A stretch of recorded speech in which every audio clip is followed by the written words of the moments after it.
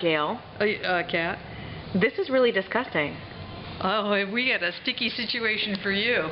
We're going to talk about the pros and cons of dry beans versus oily beans in superautomatic machines and what it does. Okay. All right. And we have the perfect example. I went back to our repair department and found this dog back there that really shows what happens when you use oily beans. Okay. Pan down here. These are drier roasted beans. So more a medium roast. And those are oilier, over roasted. So. Well, over roasted, that's, you know, 6 of one, half dozen the other, right? Yep. I mean, some people prefer that kind of a flavor. Well, actually, yeah, it's a little harsher flavor, a little more burnt. Exactly. Flavor to the palate for sure. Yeah. More with espresso, more what you're going to get.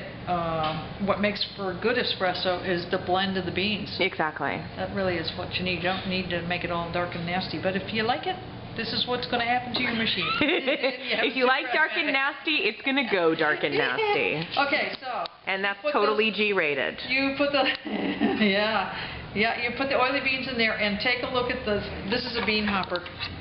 And you can see. Wow. The beans are even glued to the side of the, and those are not moving. Holy cow. That's a screwdriver to get that out of there. Oh, man. So, it's just really stuck down with the oil.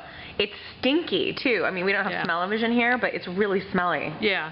And what it does is people talk about, oh, my beans are not flowing down, and I'll say, well, what kind of beans are you using? And they'll tell me, and I'll say, oh, oily beans. They won't flow because they get glued to the side of the bean hopper, and they just don't flow down the chute properly. And then you probably have sort of like a coffee cement that happens over time, right, with the oil and the grounds down there? Yeah. Okay. Yeah. Okay. Okay, so this is the grinder, too. This is what you get, and we just took this apart purposely to show. Wow. See how it's gunking up the burrs? Yeah. And it gets the lower half of the burrs. It gets, this one isn't as bad as some. So gnarly. Some, it's so compacted. Look at it's like, wow. You can't even see in between the burrs. It's like they just barely peek out. Down in here, sometimes we open them up and it's nothing but a clay pit. Absolutely just packed solid. This one's not as bad as some. And so people, if this was going on with their machine, what they might notice is that it's not grinding or beans aren't dropping down or something like that, right? It's not brewing properly. Okay. Or they might be would they be getting more watery coffee because not enough grounds are going down? What happens is no grounds will go down. The machine will sense that there's no grounds going down, and so then it goes into a default mode of recycling and shutting itself down. It won't brew, in other words. I see. It dumps the grounds that have been ground down into the dregs box. You'll find grounds that are unused down in there, not wet, not anything. Got it. And you'll be telling me how no coffee comes out. I see. The machine, there's a sensor down in there. After it grinds the coffee, the ground coffee goes by the sensor. It senses that, then it brews it. If it doesn't go by it, not going to sense it, won't brew it. I see.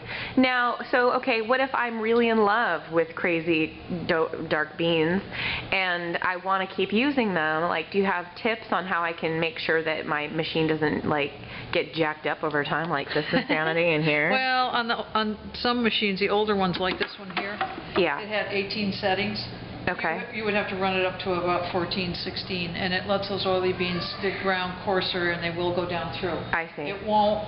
It just isn't quite the same, but that's the best you can do. Okay. And the ceramic flat burrs and some of the new machines are less apt to clog up. Okay.